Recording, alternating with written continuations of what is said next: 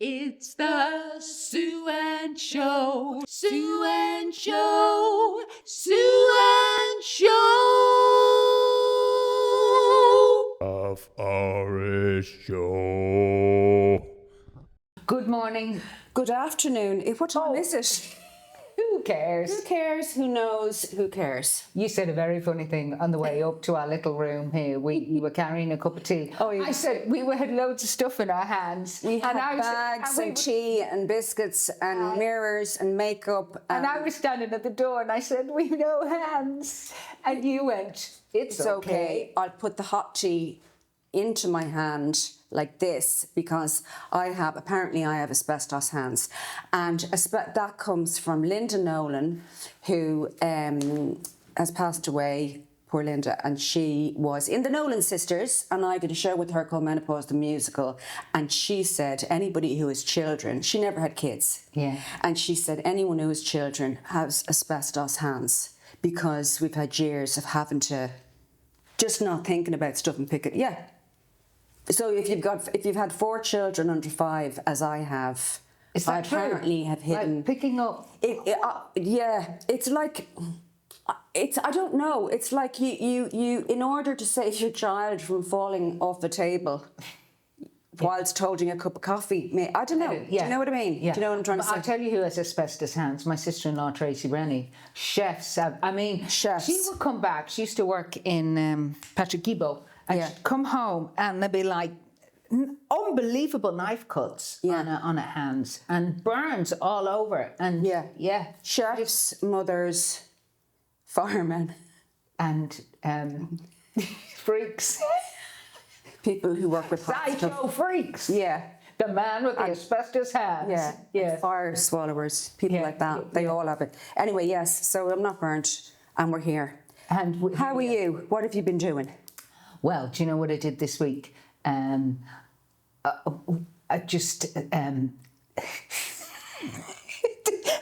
was going to have to share this. Did you? I was saying I have to share this with Sue, and as soon as I say it, go, it doesn't sound that dramatic. Do I have to share it? No, but it was in that, like I was in the gym and I went, well, what are we going to have for dinner? And then I just thought, I'm going to say to Paul, let's just go and have an Indian in the middle of the week. It was actually Tuesday night. Luxury. It's You're mad. But that's the wonderful thing about living in town. You could just. So we went into Diwali on Georgia Street. You know, it's been there for years. I've never been. And the reason I like it is very good food, but it's old school. So we'll go in there on a Tuesday and really mellow atmosphere. Glass of Prosecco on arrival. On arrival. You love that phrase, on arrival. So when we say glass of Prosecco on arrival, it's very important to note that you didn't order it yourself. Yes. You got a complimentary glass of Prosecco on arrival. You didn't have to pay for it? No, we just sat down and they said, would you like a glass of Prosecco? Now that's a selling point. And Paul would be going, it's a Tuesday, should we be drinking? But straight away I could, Jason went, yes please. And he will it's have free. It Doesn't matter what day it is. Exactly. And then free poppadoms. In so many places, you don't get your poppadoms for free. Was there a little bit of sauce with them? Nice. Yeah. That's interesting because I was recently at an Indian where you had to pay for them, so they were also complimentary. That in this restaurant, that's also very good. I would. Well, I presume they were. I didn't look at the bill. No, poppadoms, €25. We forgot that bit.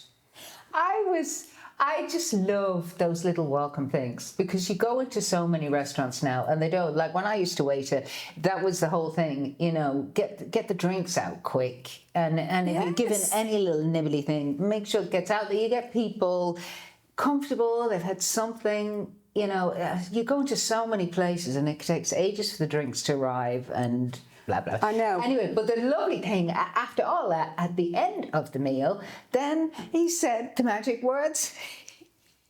Here's another glass of Prosecco on arrival. You know, he said the magic words, 3 glasses of Prosecco on departure. Sambuca is what he said. And the funny thing was, we got a crate of Prosecco as we left for free. Oh my God, where is this restaurant? And why? How is it making any money? Sorry. You got, he said, You Sambuca. said, would you like a Baileys or Sambuca on the house? And I haven't had Sambuca in years, and it was like a double shot glass of Sambuca. And I was Fabulous. sipping it and was going, I love Sambuca. And I was actually looking up about what is it about it. It's because it's a digestive, and apparently it does have chemical compounds in it that can help with digestion. You're looking really well. Yeah, You're she's glowing. frazzled, but looks great. You're glowing. Well, that's in shit another 4. Well, Sambuca's very good for your system. it's 40% proof Sambuca, but I do like a Sambuca. Did he light it for you? No, he didn't light. I do love a lit Sambuca. Do you remember we used to Have you got asbestos lips as well? yeah, I think so over the years. Do you remember you were saying that? Was it you telling me a story about someone? And because they used to always have a lit Sambuca with a coffee bean in it in the Trocadero. That Yes. used to be the thing. I think it's gone now. It's gone. It's probably a fire hazard. It is, because an aunt of mine knocked hers over in a restaurant that we were all a big family do, and there were paper tablecloths. And Oh, there was mayhem ensued. There wasn't, honestly, Nolene, it wasn't quite out with the fire extinguisher, but it was pretty close. I mean, there were people with coats. I think the idea of a lit Sambuca kind of was impressive in Dublin in the early 90s, maybe, or the mid 90s, when it was special going to the restaurant and here's the event to end the night. A lit drink. Did you say you saw somebody once trying to drink it? No, without- apparently somebody in a restaurant very badly burnt their mouths. Oh, sorry. And it was banned. Then the restaurant were sued and a whole lot of shit. So then restaurants were afraid of it. That is true. But it going for that kind of night out. I just went because I tell you what it was. I have an app tracking my calories. Yes, as do I. And mine said to me, what was it said? I hadn't tracked my calories for a couple of days. And do you know what the app said to me? Have your dieting priorities changed? Have The cheek of it. The cheek of it. Have your dieting priorities changed? Just like, And what are you up to? And first of all, it's none of its business. Yeah, exactly. And second of all, have your dieting priorities changed? Though that is what I do find this if you track, that if you don't track every day, you just begin to lose it. And then I said to Paul, we'll go to this Indian. And then I had, you know what I had? A chicken jalfrezi and a Peshwari naan. And Peshwari naan is like cake. It's like I had curry and cake. It's like your main course and dessert in one. Yeah, and then a Sambuca and the Prosecco on arrival and a glass of Pinot Grigio. No, Sauvignon Blanc. And so that was 6,500 calories. Yeah, exactly. If I put them in, and your allowance is 1,300. I know. It's very hard. And on my app, they ask me, how was your day? How was your mood? Would you like to comment on your mood?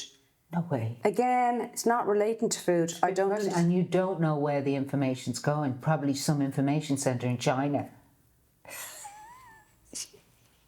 No, but isn't that a personal That is question? true.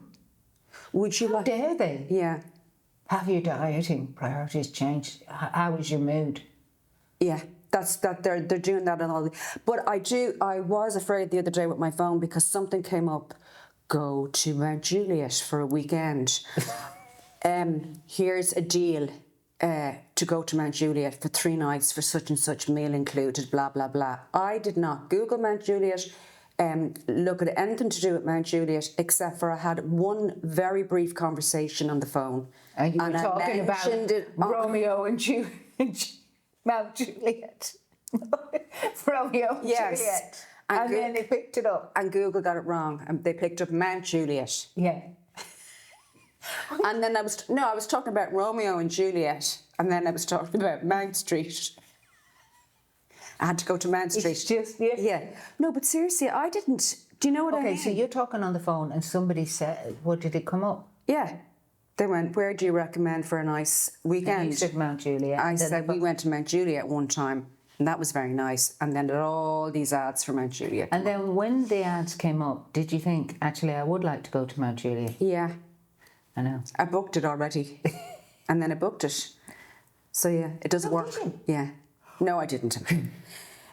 But yeah, so No, I do find that you just slip one word into conversation and then that's it. they are. But back to the restaurants and the old school thing, and there is one little restaurant myself and my friend Joanna go to. We meet up every 4 or 6 weeks, and the food isn't that good. But the only reason that I go there every time is because they give you a free limoncello. It is little things. Little touches. No, but it's these little things. I love a limoncello. Absolutely Which restaurant is delicious. that? Can you say? It's in Dundrum Town Centre. It's the Dun and Crescenzi's. They give you a free limoncello. Yeah. So that's the next place you have to go to. Okay. How are you with shopping for clothes? I've just really gone off shopping for clothes.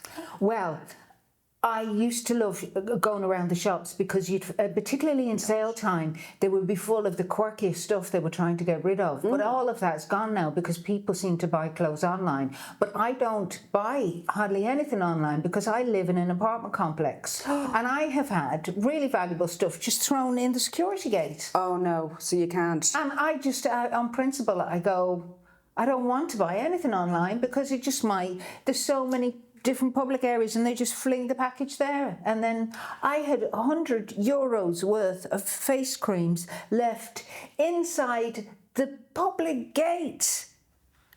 I mean, somebody could have just reached in from Patrick Street and taken it. Oh my. And did they? No. Did you get them? I got them, but I thought, that's She the... started looking at people on the streets going, oh, they look fabulous. Did you see my cream? They've got my L'Oreal. Shit. That's why I don't. And also, I was looking at a pair of shoes, and the way they put the image up, I was going, they look fabulous. I think I'll get them. And then I saw that pair of shoes in BT's in the sale for half the price they were online. But when I saw the shoe in real life, I thought that's not my kind of shoe. But when I was looking at it online, it was a man's boot. And you didn't have your glasses on when you were looking at the website. It was leaping out It was a big man's boot with a steel cap toe. No. So that's why. Do you remember years ago, you and I used to go out shopping? Yeah. I remember going over to Manchester with you to see your mum and stay with your mum. And one of the times, and it would be around Christmas time, so Christmas, and then we'd go after Christmas, and the sales would be on in Stockport. Oh, even in Stockport, the precinct, so many of the brilliant shops has gone. We were in our 20s, and I remember going, I could shop for hours. I loved it. Okay. Yeah. I mean, I don't know what stone I was then. Yeah. But so obviously you weren't thinking about, I was the can't wear same. that. Yeah. You could shop till you dropped. You didn't need alcohol. It was just, I loved it so much. Coming back, showing your mum, look at this. Yeah. Now. And my mum would have been loved, yeah. I hate it so much. I just hate it. Okay, where were you? No, I just have to try. Because there's some places and the sizes are depressing. You know, it's like the whole fitting room. Can I tell you what happened? I was in the fit.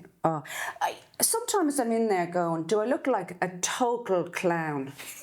Do I look like a clown or do I look... I have an image of a sketch, yeah, and then you're there and you are a Or clown. do you look Yeah. or do I look so cool? Is this really fucking working or have I lost the plot Paint a completely? picture. What are we talking about? Like, what were you trying on? Let's go for a different look, kind of flary trousers, wide. I've I know lost... what you mean. Sometimes you're in there going, I don't know. Can I tell you what happened? This woman was, do you ever do this? Ask a stranger. Yeah. Can I just ask you? Yeah. What does this But look? you've always been more of an ask a stranger person than me. Anne, I didn't. You've literally been going, sorry, can I just run down the street and ask that man? Excuse me. Who's begging? Yeah. Does this look shit on me or do I look brilliant? Yeah. But this woman, she was trying, you come out, kind of come out and you're looking at and you're kind of walking away from the mirror as if somehow the few feet make a huge difference to the way you look. And this woman said, beside me said, can I just ask you, what do you think of this? And she kind of went like this to trying on. And I went, oh, the jeans. The jeans. they're a great fit. That's a thumbs up for, oh my God. But if you don't mind me saying, the shirt does nothing for you. I didn't say that. I said, if you don't mind me saying, the shirt is a bit boxy. And I don't know.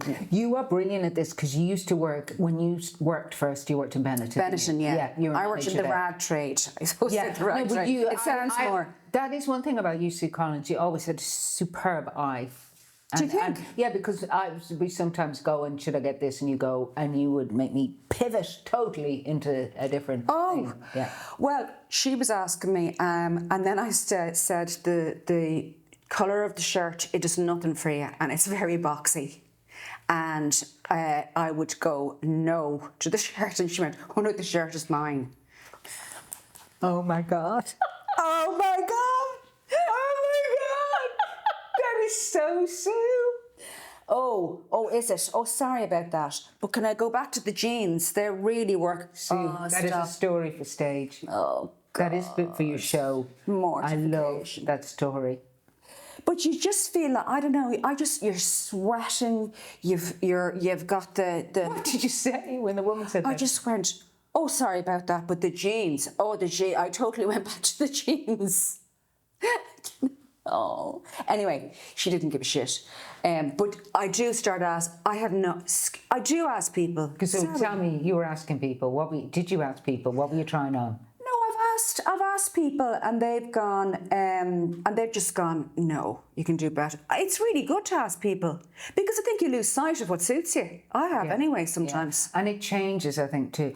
I think what I instinctively would like to do is not go with fashion at all, but just know that a certain cut and a certain colour works. My ideal sartorial place to live would have been Mao's China, where everybody just to wear the same outfit. And there's no everybody, and you'd be going, oh, that jacket's way too boxy on you. It does nothing for you. The matching cap, the matching peak cap, and the little trousers on the bicycle. Yeah. No, but I tend to wear this. I do like buying clothes, but I tend to wear the same thing all the time. Yeah. I don't mind charity shops because you don't have the pressure. Charity shops. I like charity shops because you don't have the added pressure of going, if I buy that shirt thinking it looks fabulous on me, it's also 50 quid.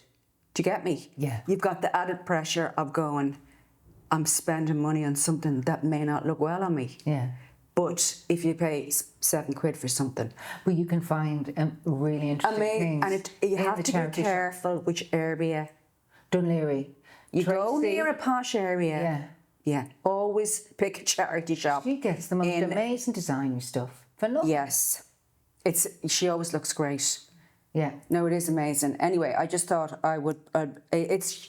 Anyway, I feel like I'm changing my whole dress sense. My whole what's it changing to? I don't know, but I feel it. I feel a change coming on. So just be expecting maybe Western. I'm expecting next week. Turner dresses and none. Oh. No, that's for the next series of their podcast. Can we be nuns?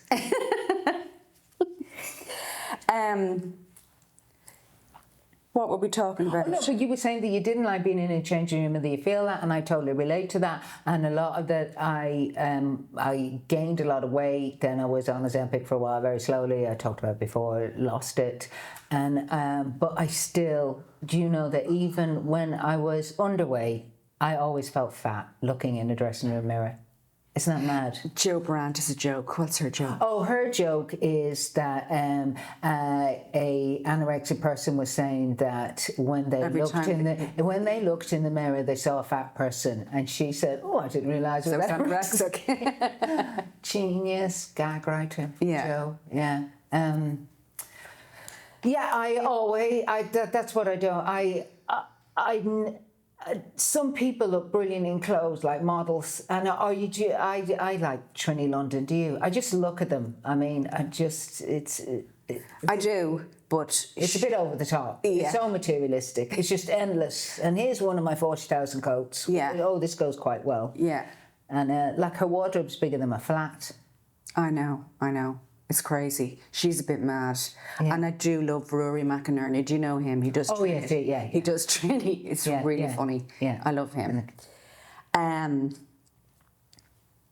Oh, I was saying that, can I tell you that I was over in the gym, that I brought the wine bottles to the gym, and What did you do? no, I was in a section of the gym where, like, there's various sections in the gym I go to, and I just noticed that all the sections, the weights are too heavy for me. So there's one little section where they've the nice light lady weights that I just go, do your reps on a light. And I don't want to bulk up too much. I don't want to turn. I know, you were getting a bit Mrs. bulky for a Universe, while. Mrs. Universe. So I just want my lightweights. And I just perceive this space where they are as lady space.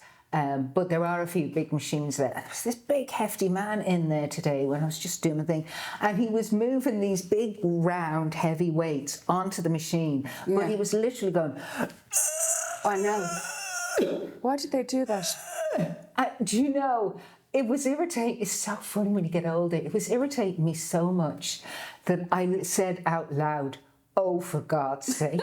Oh, for God's sake. And then I was telling Paul, and Paul said, you should have said to him, sorry, love, do you need a hand with that? She Can went... you imagine? Yeah. That's it. If you have to make that kind of noise to get the weights on the machine, maybe it's too Obviously, heavy. you need Can some I help. You? But that is the ultimate. So then there was tension in the weight area, was there, for a while? Oh, for God's sake. No, but then it's so pathetic. Then he was doing this stuff. So this is so pathetic. So I was just, on the bench doing my arm things like that, and every time I did it, I just went. I started making his noise, and part of me was laughing, and part of me was going, "You are so petty," and part of me was going, "You don't know what's going on," because he was an older man and he was quite big and he was trying to get really fit. I know. And I kind of looked at him in the mirror and I thought, "Oh, he broke my heart a bit," and I thought, "You don't know what's going on in his life." I know. Well, Would you say he's that noisy in the sack? Oh, oh, stop. What an image. Yeah. Do you know, we do these petty things. It's pathetic. I did it yesterday. What did you do, Tom? I was pathetic yesterday. I was pathetic. I'm going to fess up to it. It wasn't pretty.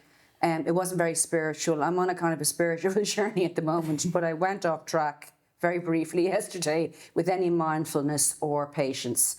It was to do with road rage. I was in the lane. I had my indicator on. I had a moment where I could duck into the right lane. I do generally let people in front of me. It was lashing rain, and this guy was just the usual, she's not getting in. Yeah, it's awful. Fucking way am I letting her in?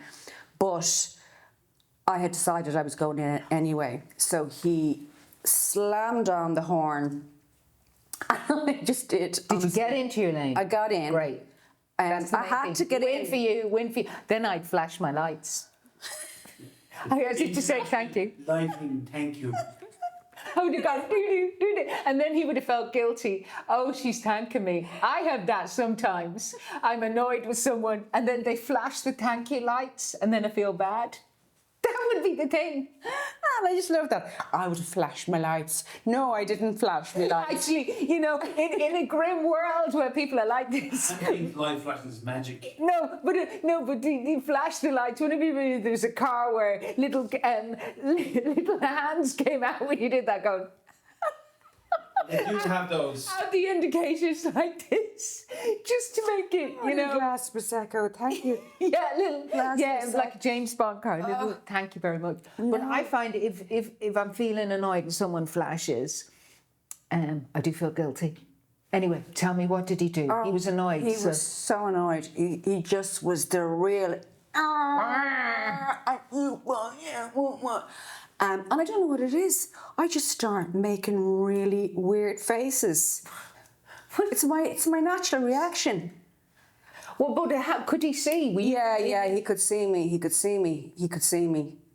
and I was... It's like the David Bowie song. If you can see me, I can see you. If you can see me. Isn't that a song? No, what you're talking about. Black Star. One of them. Oh, did she have sambucas, free sambucas before she came in? Lemon shallows. Do Well, tell me the face you were making. you want to see the face? Go on, do it. And then I think, And immediately you feel like a prat. yeah, immediately you feel bad. But then I was in front of him then for ages. Also, I was smoking a cigarette, which made it even more. Fuck you. Oh, good for you. I like smoking in the car. Yeah. And the only thing is now, though, they do take the regs and they do put the reg. People do report you, even if you're just You making. didn't do anything bad. No, but people are very. You have to be careful. But report you to who? Oh, you can just report. You can just put the reg into the Garda station and say this know, but- person was doing. But you know something? Unless there's incontrovertible proof, all that's a load of... Yeah. Anyway, he couldn't let it go because I drove up. Then I was in front of him the whole way, like this, going. And then I took a right. Oh, he couldn't let it go. What did he do? Just as I turned the right, he hit the window down and slammed on the horn again, and making gestures out of the window, the side window. Okay. As I turned right. Tell me, what kind of car, what age group guy? Oh, I think he was in his... he looked like late 60s. He could have been over on holiday from Ohio. I would have put that down to a man in his 30s or whatever. Okay, that's interesting. It's very interesting to put a face to the person who's irritating you in the Yeah. car. But Do you do this that? story started out about how Sue was in the wrong. I was ish in the wrong. It's a little bit like that give and take on the road. Somebody's got their indicator on. Oh, I went into the wrong lane, and I go, sorry, could I get in? Yeah, no problem. In you go. Do you know, it was one of those ones. There was nothing to him. It would have been nothing to him. It would have been let me nothing. in. And when you're on busy roads, why not? You know, just why not? But afterwards I was going, where does that childishness come from? Being in the car and it's raining and it's busy, it brings out that. It just brings it out. So you have to control it. Even this. So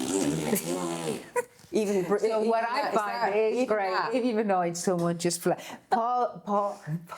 I have to tell you this funny story. Paul thinks I'm crazy with I'm always thanking people with the lights. Yeah. But we were driving back from somewhere, and there was a man driving very strangely in front of us, like really odd driving. Spectrum-y driving, Yeah. I would call it. And so I was for ages trying to overtake him, and then I finally got to overtake him, looked in and just thought, yes, an unusual person. But when I got past, Paul always goes, you don't have to thank everybody, but I always do. I just think any element of politeness. So I just pressed the little thing to thank. But I just saw him go as if I was insulting him or something. Yeah. And then he started speeding up. And then I said, Paul, that man is coming after us. And there was something strange about him. And then I had to speed up, and he'd been dribbling It along. turned out what Anne had done was he'd said Morse code for it, you cunt.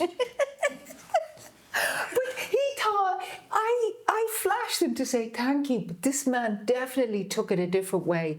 I for ages was trying to overtake him, managed to overtake him, then just went thank you because he'd pulled in a bit. And then he just started speeding up right up behind me. Jesus. Yeah, and I went, and Paul was sitting there going, see, you don't have to press them. But it's nice. I like it when... I do all the time. No, I do that. When you let a bus out. I like when, obviously legally you're supposed to let a bus out in front of you. Anne's day is made if she lets the bus out and she's little amber lights. Oh, I know. He's a nice bus driver. What can I tell you? I get a little... It's positive communication On the road. in a cruel world. Yes. Yes, in a very chaotic. Sometimes, do you remember today? the amber lights went on and off in that bus. What a nice man. Can I tell you, a friend of mine, she got into a real thing with this guy because similar to me, she kind of, I don't know what she did to him, but he was really annoyed. This car was really annoyed, beeping at her, giving her the finger, all this kind of stuff. And then they were stopped at lights. She was so stressed. She got out of the car. She went, I'm going to get out of the car at the red lights and tell him, how dare you put me under so much stress by beeping the horn so much. And I have a kid in the car. And she got out and she just went up to the guy and she looked in and it was the principal of the kids' school. And what the effect did she say? The two of them went, oh. There used to be a famous... Hello, Mr. Tobin. Sorry about that. Oh, if I'd known it was you. Oh, stop it.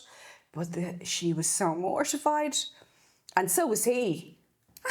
It's just because They knew each other. My ultimate thing... Sorry, love, were you saying something? I'm sorry. My ultimate thing around that is I used to cycle in London. And I remember once going across the bridge on the river from South London to... Was it from... Yeah, to north, south to north.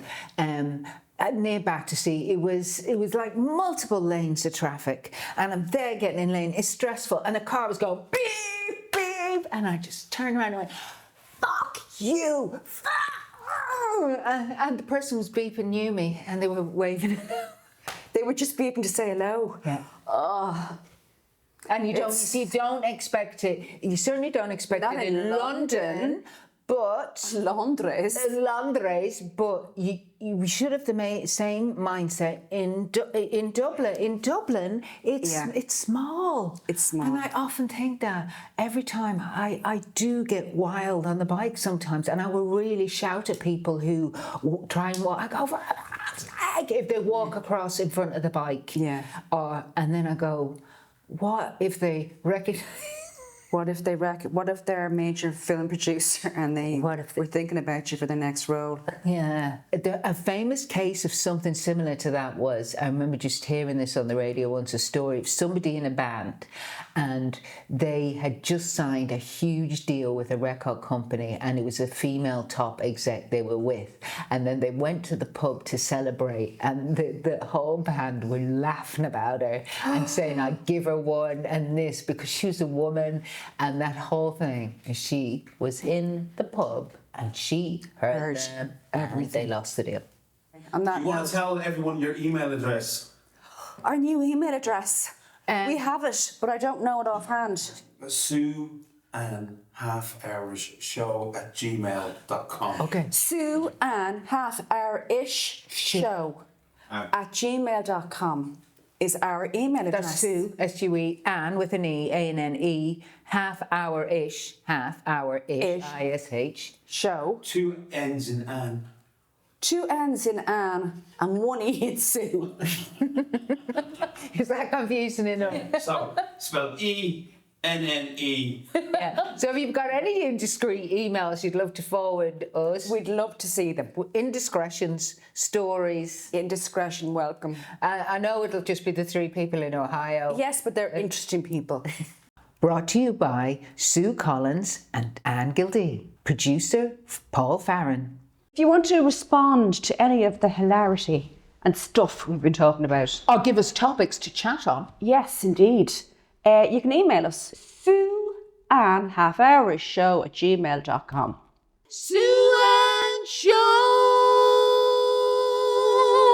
Of Hourish Show.